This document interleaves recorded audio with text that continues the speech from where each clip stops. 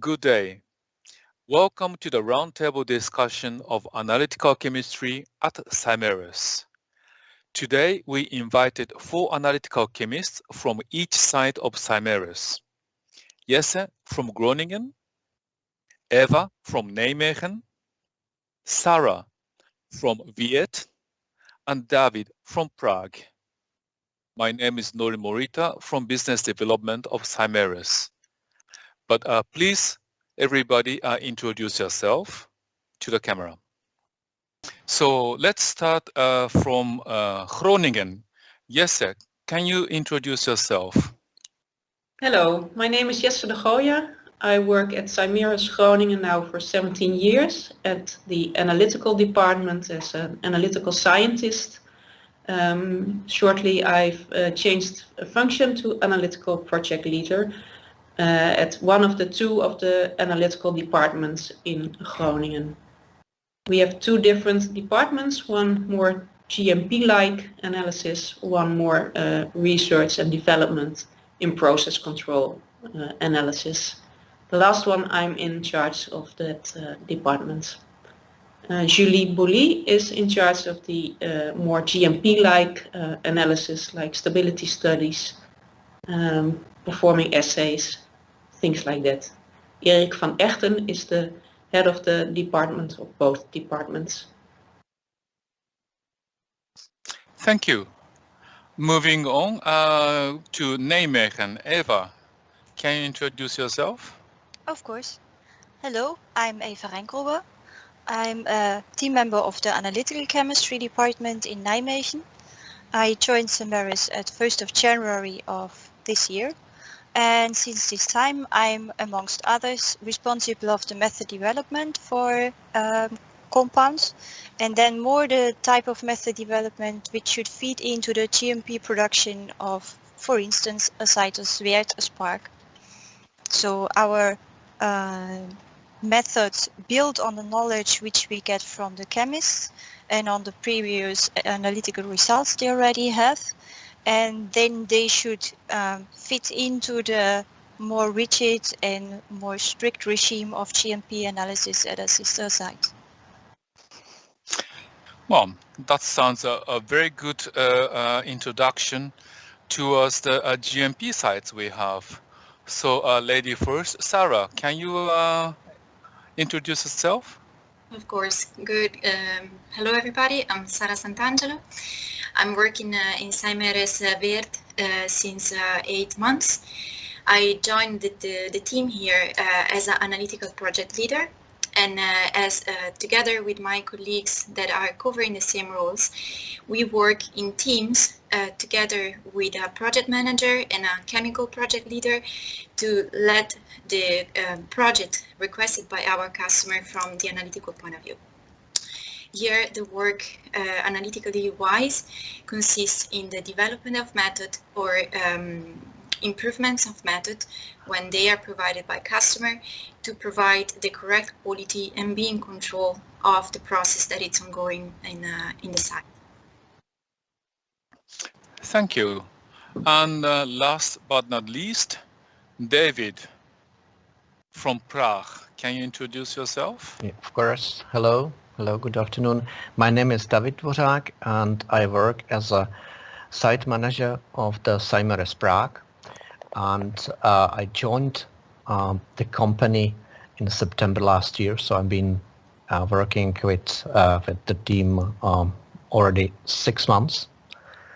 Our analytical department covers analytical method developments and up to the method validations, and also covers the routine GMP analysis because our aim, our work, our role is to process optimization and also leading to GMP production. So our analytical division covers both the analytical method developments but also the GMP testing. Well, thank you very much, everybody, for introducing yourselves. And can you first tell me what made you interested in analytical chemistry? From my point of view, it's just finding the right pieces, so putting the piece together to complete the puzzles. And of course, when you have a compound, you also want to be sure what it is and which quality is it, and that is the main drive for ourselves. And being able to say I made a very nice compound is eventually stated by the analytical part, right? And when you obtain a method that shows you well a good representation of what you're doing is also satisfying.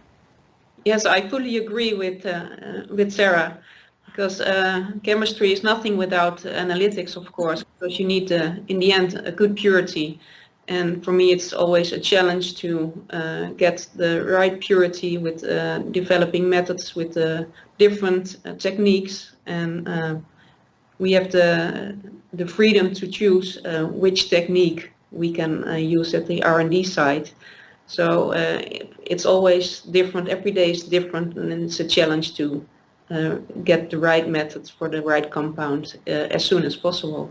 What I appreciate a lot about analytical chemistry, it is facilitating character, because you help someone making visible what he/she did, and it creates a lot of interaction where you really discuss with the other person, you listen closely, what does he/she exactly want to know, and sometimes in such a discussion you together learn to ask much better questions and come much closer to the intention of the experiment than you started with. Yeah, if I can add also my opinion, as a former synthetic chemist, I used a lot of analytical techniques already in the past, and analytical chemistry has nowadays a lot of various instruments and techniques to explore, for example, the new structures and new impurities which should be discovered on these structures. So that's also a kind of research and development part in analytical chemistry. So not only the repeated use of the existing methods, but also exploration role of the analytical chemistry in unknown structures which you need during stability studies, for example, or in developing of the new synthetic routes, because you find a lot of new compounds which you have to elaborate on structures. So I think that's a good thing in analytical chemistry. So yeah, thank you. I understand that the analytical chemistry technology is advancing very rapidly in the last years. What is, for your opinion, the biggest advances that we made in, let's say, last 10 years? For me, the biggest change in analytical chemistry in the recent years was the introduction of UPLC, because I think it is still in the process of being introduced. With UPLC, you have a very much changing ratio of analyst time when preparing the sample to the actual runtime on the analytical instruments. And I think it will also impact like the design of the laboratories and flexibility. I think it will make a huge impact. I also think that in the past 10 years happened a lot of the detection methods, because you can observe that, for example, the mass spectrometry is now in the routine use in analytical laboratories, even in the validated methods. So this is, in the past 10 years, it's a big change from the, let's say, the research phase into the routine phase application of mass spectrometry as a detection method. Do you have more thing to add? Well, Yes, I do see ourselves, we are much more into the SFC chiral separations last years. This is coming up.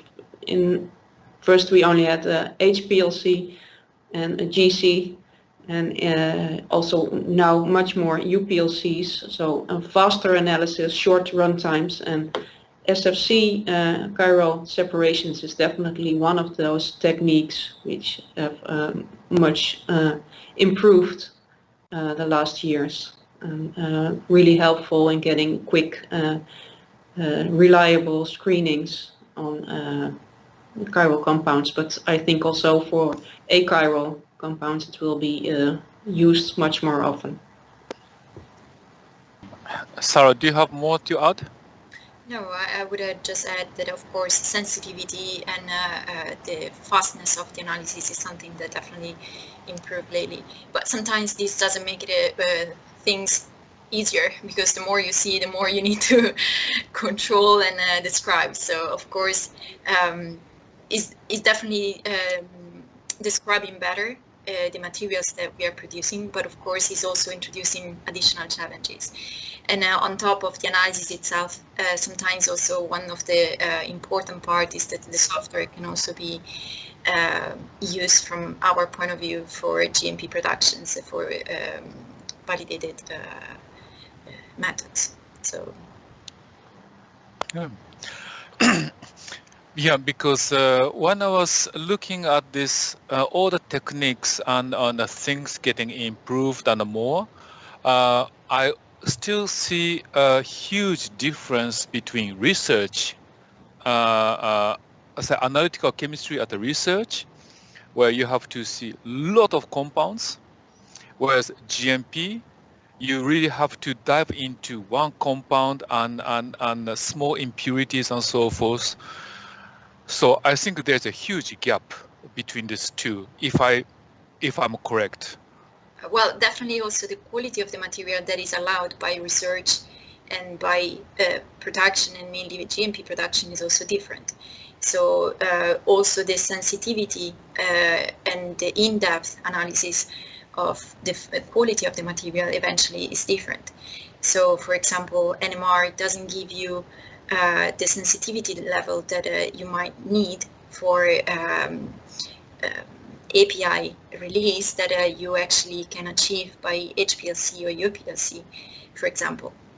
I agree with Sarah, and it's indeed the big difference in my department, the R&D department of the analyticals, is it's research. So 95% most of the clients are satisfied with that. So you don't need to go into ppm levels, and that's a big difference, of course, for APIs in GMP environments. The question answered, or the question asked between the different stages is very different. During research, somebody wants to know, can I synthesize my compound? And during a GMP production, somebody will want to know, is it safe to administer in a toxicological study? So the intent is very different, and also the answers we as analytical chemists will try to give will be pursue different pathways. Yeah, I think I'm coming from a pretty, let's say, small team in analytical division, so we work on the non-GMP analytics as well as on the GMP analytics, and this transition between them is in our team relatively quick. So I think it depends also on the good decision process and decision making, which step is starting to be GMP, and then we have to switch into the GMP analytical methods. And that's important to then really have a continuity from the analytical methods, which was intended for the non-GMP phase, for the process development, and then convert it into the GMP method, not to lose the information about the impurity profiles and so on. So I think there is still need to be some connection between the analytical results from the non-GMP phase to the GMP. So yes, the roles are different, but still there's some transition and knowledge needed, between these two. Yeah. And is it very difficult to make this transition? it's a common decision point because analytical chemists from the method development part and the GMP have to sit together with the project leaders and the chemists in order to select the important impurities which are relevant for the GMP phase and which are not relevant, which can be removed during the process optimization, which cannot be removed in the workup processes and so on, and then carefully select the impurity specification for the GMP phase. So that's exactly the transition we need to accomplish in order to have a good GMP analytics in the future. So I think that's the point. And if I can add to David, basically, when the process development and the analytical are developed together, as you were saying, the phase of impurities usually is the most interesting part, because of course you have the compound. Usually it's a big, possibly above 95% or 99, but the phase of impurity and where they pops up in the synthesis, if there is a specific synthetic step that maybe could prevent, if modified, the generation of additional impurities in a later stage, is one of the parts that where analytical can support the synthesis the most. And of course, there are specific requirements for the single final step in terms of method itself, like for the validation of the method if required, in terms of specificity, sensitivity, and linearity of the method. These are very more technical parameters that we evaluate for the development of the method. But in terms of cooperation between the different aspects of the method and of the project itself, the transition is, when can we support the whole project properly? Yeah, exactly. I would like also to add that at Symeres we're working on a new chemical entities. It means that we are the ones who set up the specification of the new compound and new impurities. So this is extremely, for me, exciting process, because we are the first ones who set up this for the future analytics and the production. Yeah, because I have heard and also seen myself that a kind of request, a kind of compounds we are making at Symeres is changing, broadening quite a lot. We have a lot of macro cycles. We have like a huge like polyamine compounds and so forth, and this is a huge challenge for medicinal chemistry, but I think these are also a huge challenge for analytical chemistry to be able to see and so forth.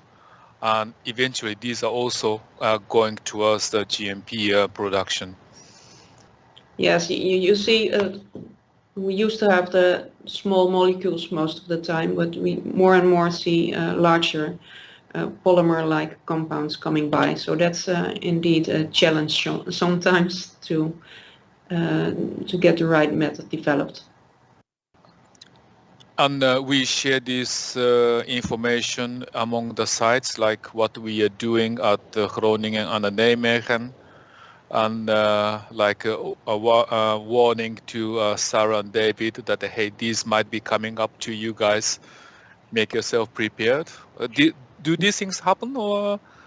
For example, right now with Eva, we are working on a shared project where the chemistry has been started more than 1 year ago. So they already had a lot of knowledge chemistry-wise. And of course, they also tried to approach the analytical from their perspective. So definitely they have knowledge about, for example, solubility or stability partially. So that kind of information is very useful to be shared.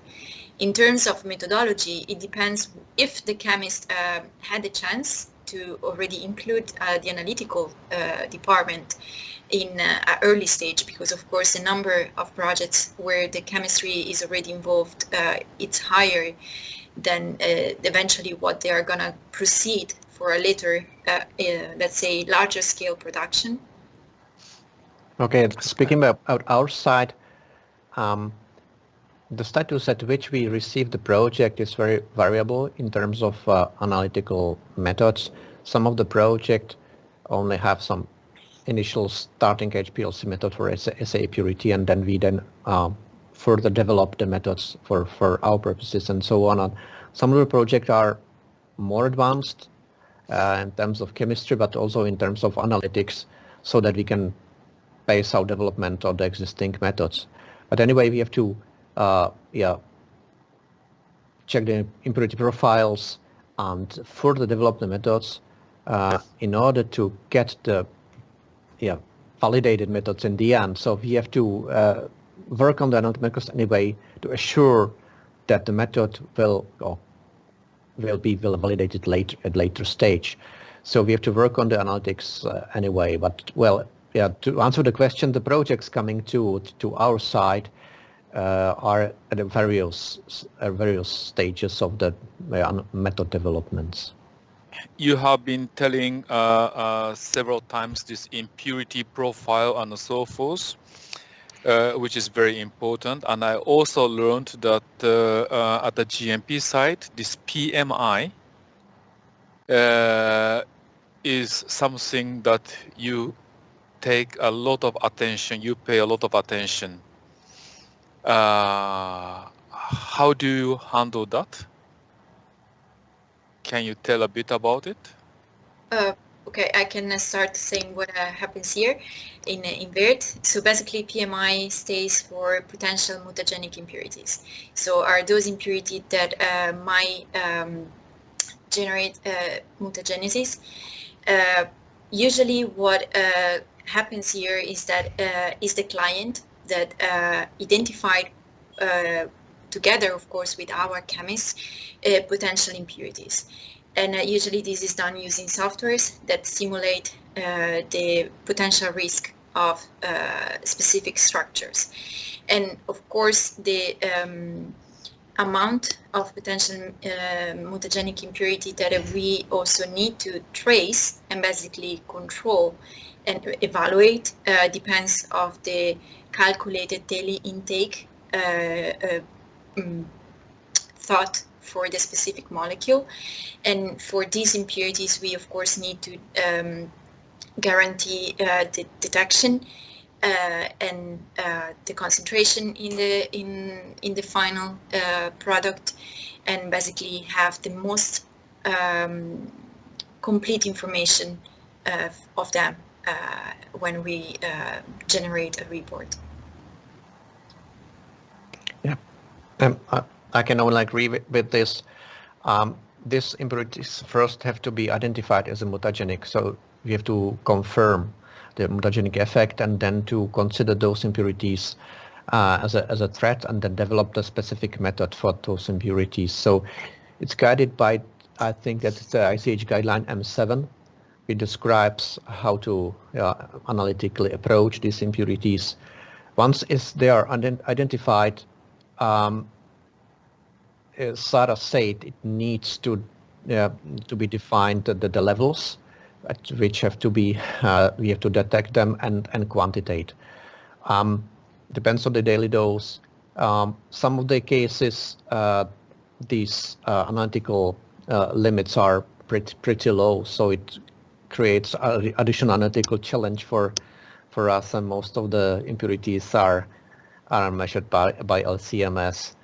But nowadays, as I told you before, these instruments are now getting more available to routine laboratories, and because of these requirements from authorities, they are becoming more and more needed in routine analytical laboratories.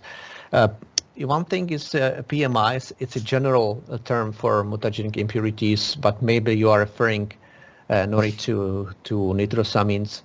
which is one of those impurities, and it has special approach guided by the FDA guideline recently issued, I think in February this year. And that's quite similar to this, and again it requests quite analytically difficult challenge or difficult method developments and validation, requiring in most of the cases high resolution MS systems. So yes, it is an analytical challenge, but nowadays with the new instrumentation, it's definitely possible. Eva, because I understand that you often are kind of forming a bridge between these two, research analyticals and GMP analytics. Do you already at your stage look into these issues? If indicated by the chemist, then we can pay special attention. Mm-hmm. Otherwise, not yet. Okay. And yes, sir. Then in your scope of responsibility, I think this is not much of an issue yet. You have different challenges you have to encounter. You have to cope with.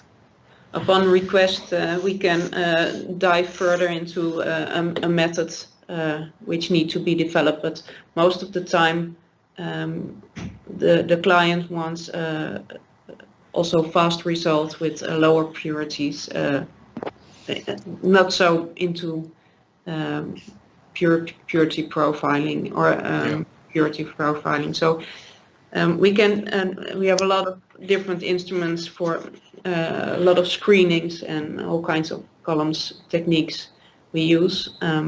That's a big advantage, but when we have to go further into detail, looking at ppm level, we have to hand it over to our colleagues the other department within Groningen. Yeah. Yes, it's not obvious for I think also for organic chemists, for many people, that in analytical chemistry there are a lot of specialties that need to work together very well, smoothly, and that's a very fresh understanding I did not have before. Thank you very much for the explanation. Do you think we have all the necessary technologies in-house? I think as a team, yes. Per site, one is jealous of another site. I want your screening system. We want an ICP. Yeah, I think every one of us then has a list, of wishes. So we cannot have everything. Yeah, for the birth side, we are actually pretty good. So of course, I can always ask more, but I think actually our capacity in terms of technology is pretty good for elemental impurity detection, for headspace analysis, for water content, for quality and purity determination. So I think we are pretty good. But yeah. Okay. Yeah, at our side, we have every technique which is needed for when analytical method developments at our side, and also the GMP method validations and routine testing. We have LCMS systems. We have Agilence for LG, traditional HPLC, but also UPLC. So that's fine. Of course, if you would say it's needed some mutagenic impurities, as you mentioned, for this, some other systems, so LCMS systems are needed. So it could be accomplished by the contract basis. But I think at Symeres Group, we cooperate quite a lot. So definitely we exchange the samples. So for example, we send the samples to VERT for solid state chemistry analysis. and NMRs. So this cooperation between the sites is, I think, working well. Beaming of samples should still be invented. That would be very nice. Can you repeat? Yes. So, Beaming of samples still needs to be worked out, so that one sample is in 1 second here and in the next second at Sarah's table. That would be the ultimate solution, I think. Because of course with every specialized analytical technique you also need the analytical experts to use it, and even if I would have all the equipment I would want to have here, my brain wouldn't be big enough to process all the details. So beaming samples would be the best. so definitely we really need to have this beaming up system to send around the samples and so forth. One of your colleagues told me that one of the next wish list that they would like to have is QTOF. QTOF. And I have no idea what it is. If anybody can tell me what it is and why it is a good thing to have, or maybe you have a different idea and you might say this is not what we need to have. Well, Sarah. sorry. Yeah, we have it here, and definitely that is for high resolution MS evaluation. So for us is used when we also, for example, we need to better evaluate the mass of components, and when the analysis is really tricky in terms of sensitivity. So for example, for PMI, that it's a perfect use. And it's definitely a very, very sensitive instrument, and few people also within the company also have the training to use it. So it's definitely something that is for more advanced usage, but it's very powerful. Definitely, it's advanced MS detection system suitable for those PMIs. Definitely, which you can achieve the lower limit of the detection maybe in ppms, ppbs even.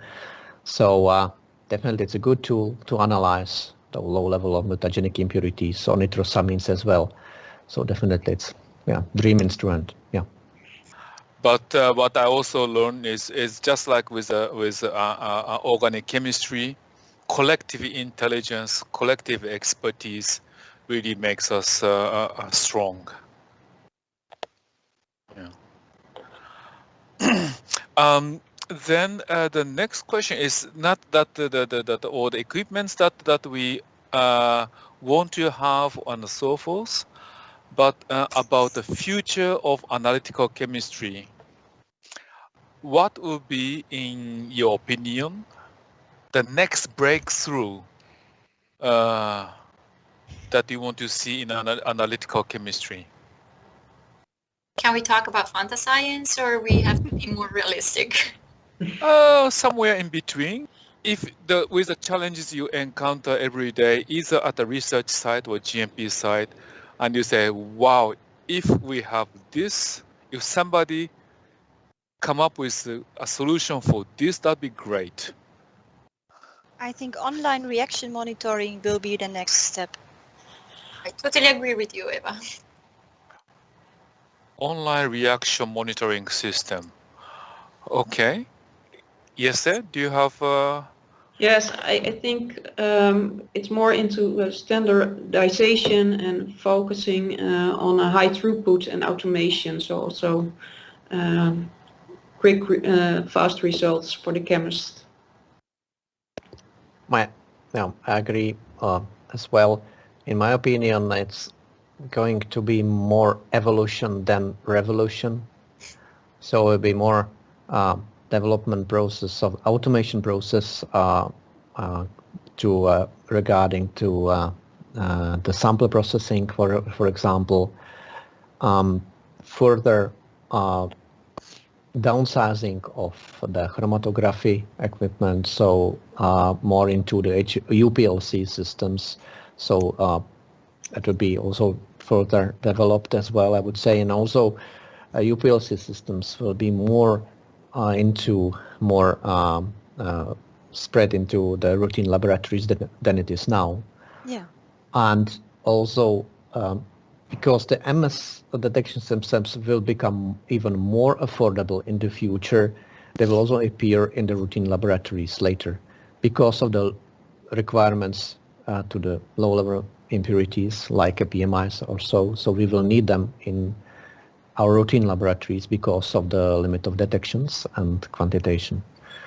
So that would be one of the future developments. So I would say it's going to be an evolution. In the future, I think we will bring the analytical lab to the sample and not anymore the sample to the analytical lab. You have the trends of miniaturization and getting quicker and quicker in data generation. So if something is really small, you can take your analytical apparatus and carry it to the reactor instead of taking a sample from the reactor, walking over to another department, doing sample prep there and analyzing it there. If I can add to what Eva is doing, is totally correct. So one of the most disrupting activity in the flow, if we can talk in this way, during the production is of course that we need to perform an IPC, so in-process control, and this requires that the reaction has to most of the time stop. The sample has to taken, brought to the analytical lab. We need to have a person that is, of course, available for the analysis. The analysis, of course, has priority and has to be analyzed as fast as possible, and then go back to the chemist and the reactor, and then have the green light to proceed. And this, of course, is a disruption in the flow of the chemistry. So if something would be available either to reduce these times or to fantascience just don't even need to stop the conversion or the evaluation and the process in the plant, that would definitely change, I think, the workflow, I would say, even for the whole company here in Weert.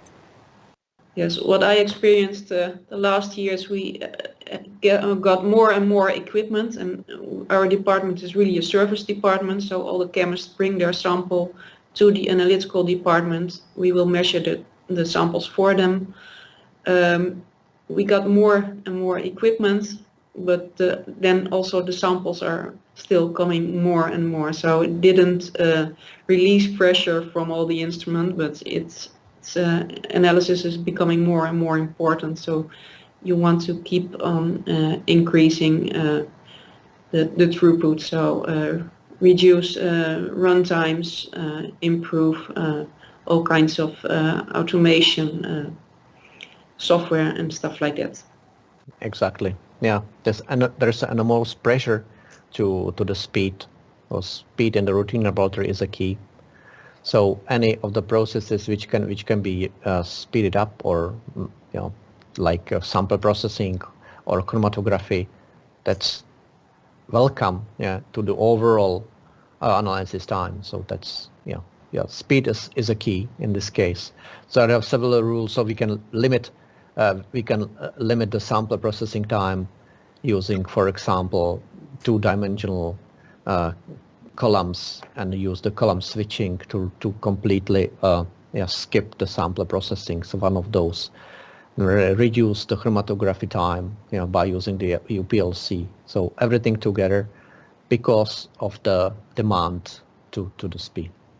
I understood that, the speed, the number of samples that at the research site is analyzing has kind of exploded in terms of number, but also in terms of broadness of the kind of compounds. But we are still accommodating with this. Seeing the time, bit of different subject. Many of you have worked in different companies before, or different organizations. What is the biggest difference you have encountered when you started to work at the Symeres? I've been working at CRO performing analytical chemistry of generic projects. So I've been working in analytics of mostly generic. So for me, switching to the company like Symeres, it's a big change because we are now focused on the new chemical entities, and the specifications are not set. So we have to explore the impurity profiles, then set up the right levels, and then set up the specification of new impurities, which first have to be analyzed and characterized as impurities structures. So that's for me that was a big change and very interesting, of course challenging for the analytical laboratory as well. So for me that's probably the biggest change. Yes, sir. Yes, I'm already working 17 years at Symeres Yes. in analytics. Before that, I was working at DSM for a couple of years on polymer science and synthetics. So it's completely different. You cannot compare. So it's difficult to answer this question for me. What the difference is in compared to other companies. Okay. Sarah? Well, I think that the most exciting part, but also the biggest difference that I found joining Symeres is that within our side, there is really the need of a very tight collaboration between the project manager, the chemical lead, and the analytical project lead. In this way, that's the only way that we can succeed in a project, because any disconnection would lead to an issue. So that's definitely a big difference from the previous roles that I covered. This very tight cooperation that it's needed, and of course also considering our QA department, you have very strict and most of the time very strict, but also a guide that you need to follow to, of course, provide the right quality of material. So for me, yeah, this is a very challenging aspect of a very close team work from the different aspects of the production. Eva, how about your case? For me, the combination of highly educated people still doing hands-on work is really amazing. Usually the longer you study, the bigger the risk is that you end up only behind the desk and that you're not allowed to work hands-on anymore. And here really a lot of people who are very curious and very keen and very enthusiastic on what they do are still allowed to work hands-on, and that's really great. Oh, okay.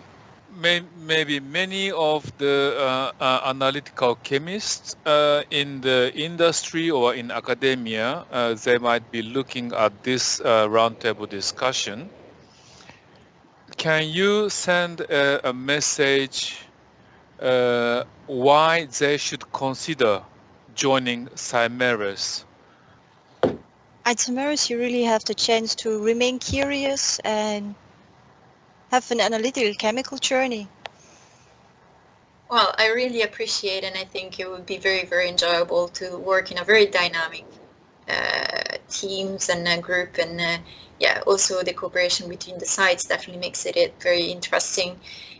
We have a lot of different types of projects, sometimes easier, but sometimes very challenging. So that's also keeps you awake definitely and makes you go through the week, and very nice colleagues. So I think all the aspects are covered. At Symeres, I experienced the highly educated environment. Colleagues are motivated, and it's a client-oriented company, and most of the cases I think the newcomers can experience hands-on working on the project from the process optimization, chemistry, to the GMP production. So I think it is not usual, to have and to follow the project from the initiation phase of the synthetic development of the synthetic routes to the GMP production. That's exactly happening at our small team. So all the divisions are working together, and it brings additional experience to newcomers, definitely, because they can see the whole process happening next door. Well, I think working at Symeres is a really dynamic and international environment, and it's really you feel comfortable, and you can talk to everyone, no matter what level or education you come from. Thank you. I think for our customers, it's also same. It's a highly educated people working together closely and across the sites, across departments, doing our best to provide the best services day in, day out. Is that correct? Yeah, absolutely. Second. Yes. Yes, I believe at Symeres we are really flexible, good communication with customers. We think together with the client, and we can come to a good solution in a short time. That's what I think that we are good in. We are flexible, fast, and highly educated people with a lot of equipment and knowledge. Well, I think we can conclude this around table discussion. Thank you very much, and we wish you a good day. Thank you. You're welcome. Thank Same you to you. all. Thank you. Bye. Bye. Bye. Bye.